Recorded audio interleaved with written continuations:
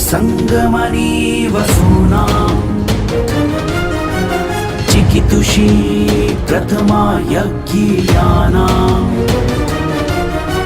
तां मा देवा व्यदध पुरुत्रा भूरिस्थात्रां भूय विषयन्ति। भारत विक्रम, भारतवर्ष की अक्षय कीर्ति गाथा।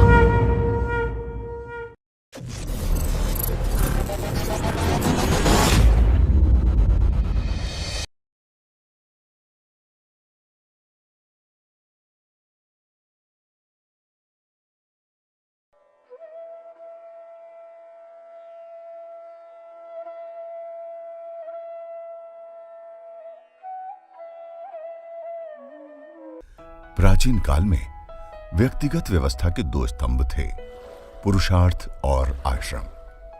सामाजिक प्रकृति गुण, कर्म और स्वभाव के आधार पर 4 वर्णों में वर्गीकरण हुआ था। व्यक्तिगत संस्कार के लिए उसके जीवन का विभाजन 4 आश्रमों में किया गया था। ये 4 आश्रम थे।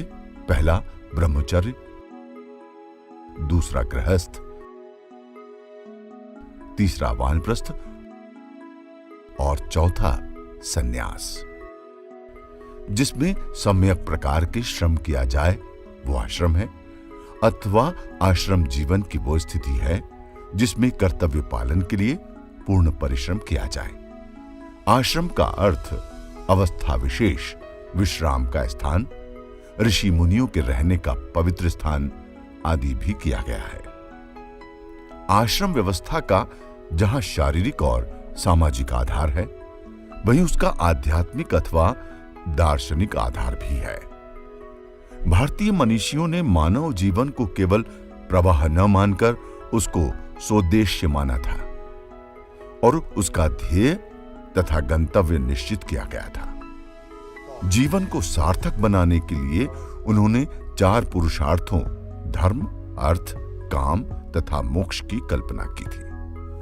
प्रथम 3 पुरुषार्थ साधन रूप से तथा अंतिम साध्य रूप से व्यवस्थित था। मोक्ष परम पुरुषार्थ अर्थात जीवन का अंतिम लक्ष्य था, किंतु वो अकस्मात अथवा कल्पना मात्र से नहीं प्राप्त हो सकता है। उसके लिए साधना द्वारा क्रमशः जीवन का विकास और परिपक्वता आवश्यक है।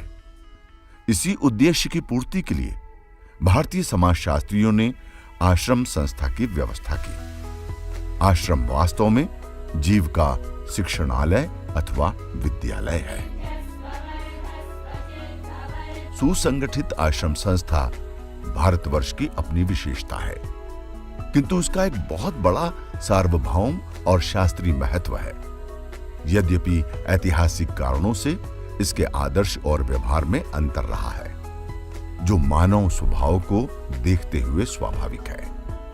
तथापि इसकी कल्पना और आंशिक व्यवहार अपने आप में गुरुत्व रखते हैं। प्राचीन भारत के गुरुकुलों के अंतर्गत 3 प्रकार की शिक्षा संस्थाएं थी।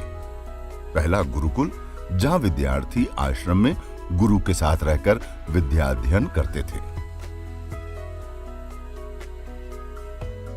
दूसरा परिषद, जहां विशेषज्ञों द्वारा शिक्षा दी जाती थी। तीसरा था तपस्थली, जहां बड़े बड़े सम्मेलन होते थे और सभाओं तथा प्रवचनों से ज्ञान अर्जन होता था। नैमिषारण्य ऐसा ही एक स्थान था। शिक्षा के मूल रूप से 4 सोपान होते हैं: श्रवण शिक्षा, उच्चारण शिक्षा, पठन शिक्षा और लेखन शिक्षा। गुरुकुल आश्रमों में अनादिकाल से ही करोड़ों विद्यार्थी विद्या अध्ययन करते रहे हैं। भारतवर्ष के गुरुकुल आश्रमों के आचार्यों को उपाध्याय और प्रधान आचार्य को कुलपति या महोपाध्याय कहा जाता था।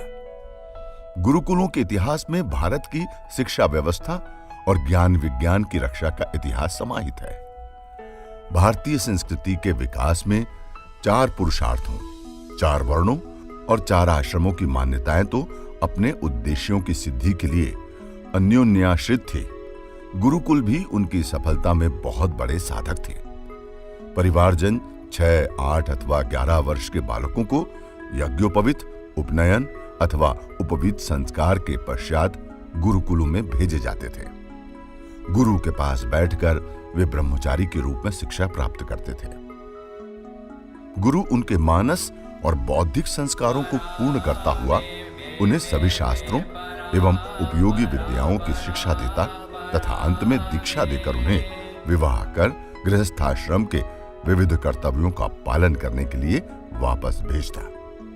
ये दीक्षित और समावर्तित स्नातक ही पूर्ण नागरिक होता और समाज के विभिन्न उत्तरदायित्वों का वहन करता हुआ त्रिवर्ग की प्राप्ति का उपाय करता।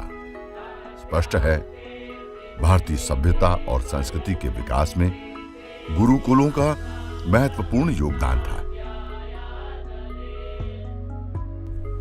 प्राचीन काल में धौम्य, च्यवन, वशिष्ठ, विश्वामित्र, वाल्मीकि, द्रोणाचार्य, सांदीपनि, गौतम, भारद्वाज, अत्रि, कपिल, कण्व, वामदेव, शौनक, परशुराम, वेदव्यास आदि ऋषियों के आश्रम प्रसिद्ध रहे। प्रत्येक गुरुकुल अपनी शिक्षा की विशेषता के लिए प्रसिद्ध था। कोई धनुर्विद्या सिखाने में कुशल था तो कोई वैदिक ज्ञान देने में, कोई अस्त्र शस्त्र दंड नीति सिखाने में तो कोई ज्योतिष और खगोल विज्ञान में दक्ष था। उज्जैनी यानी अवंतिका नगरी प्राचीन काल से ही विद्यास्थली रही है और यहां देशांतर से आकर विद्यार्थीगण विद्योपार्जन किया करते थे।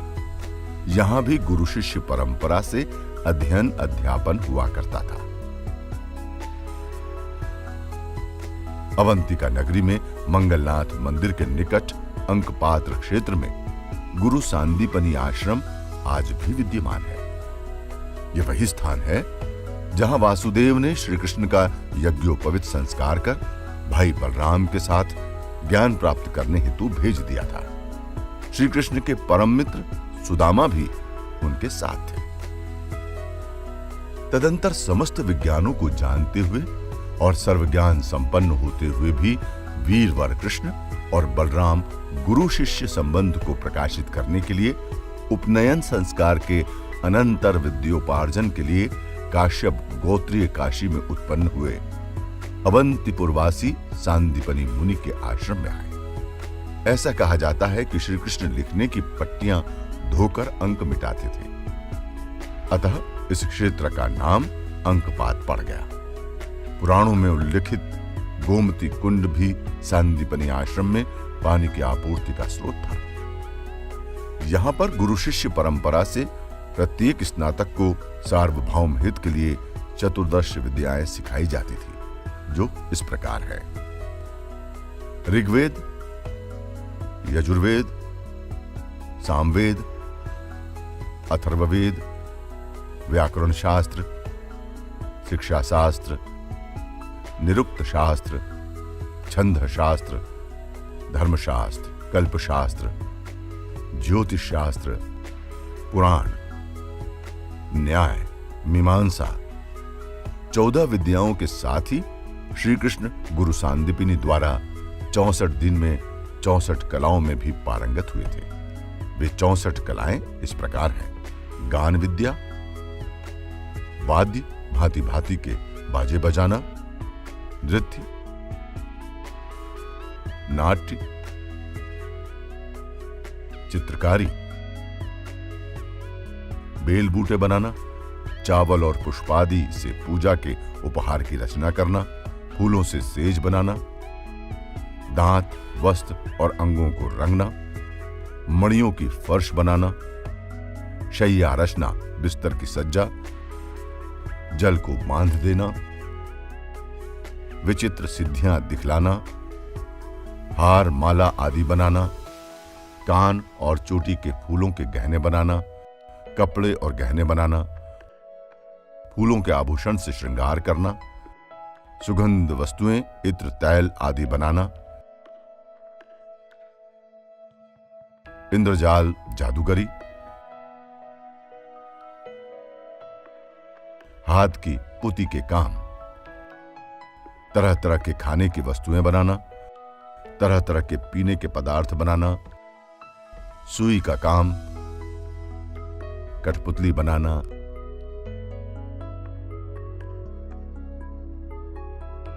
पहेली,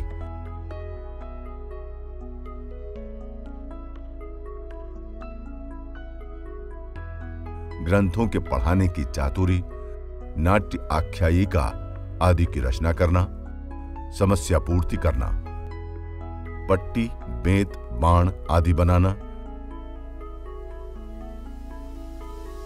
बढ़ई की कारीगरी, गृह आदि बनाने की कारीगरी, रत्नों की परीक्षा, सोना चांदी आदि बना लेना, मणियों के रंग को पहचानना, वृक्षों की चिकित्सा, भेड़ा, मुर्गा, बटेर आदि को लड़ाने की रीति, तोता, मैना आदि की बोलियां बोलना, केशों की सफाई का कौशल, मन की बात बता देना, मलिच्छित, कुतर्क, विकल्प, विभिन्न देशों की भाषा का ज्ञान, शगुन अपशगुन जानना, प्रश्नों उत्तर में शुभाशुभ बतलाना, मात्र कायंत्र बनाना, उच्चाटन की विधि, सांकेतिक भाषा बनाना, मन में कटक रचना करना, समस्त छंदों का ज्ञान, नई नई बातें निकालना, छल से काम निकालना, वस्त्रों को छिपाने या बदलने की विद्या, ध्रुत कीड़ा, दूर के मनुष्य या वस्तुओं का आकर्षण, बालकों के खेल, विजय प्राप्त कराने वाली विद्या, बेताल आदि को वश में रखने की विद्या। 14 विद्याएं और 64 कलाओं से परिपूर्ण होने के कारण श्री कृष्ण को गुरु सांदीपनि ने जगत गुरु की उपाधि दी थी। ईसा से 1800 वर्ष पूर्व में हुए वेदांग ज्योतिष ग्रंथ की रचना करने वाले आचार्य लगध ने भी अपनी शिक्षा महर्षि सांदीपनि गुरुकुल उज्जैन में ही प्राप्त की थी। सांदीपनि गुरुकुल के परम मेधावी अध्येता लगध ने अंक विद्या का पुनरुद्धार किया। सार्थवाह और प्रतिक्षेत्र जैसे अध्येताओं ने भी महर्षि सांदीपनि के इसी गुरुकुल में शिक्षा ग्रहण की थी।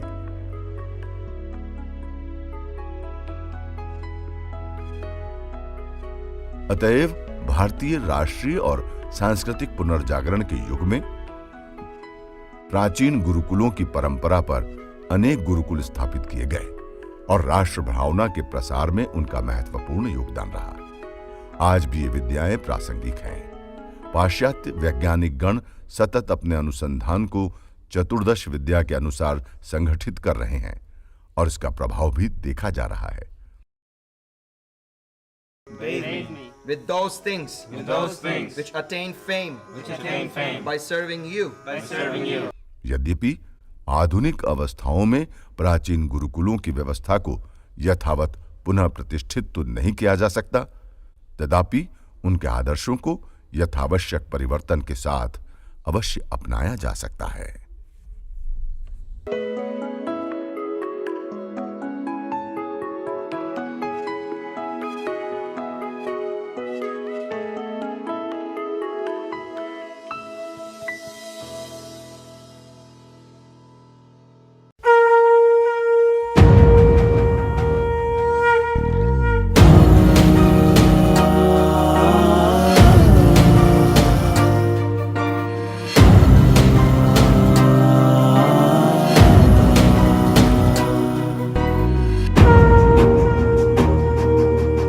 अहं राष्ट्री संगमनी वसूनां चिकितुषी प्रथमा यज्ञियानां तां मा देवा व्यदधपुरुत्रा भूरिस्थात्रां भूय विशयन्ति।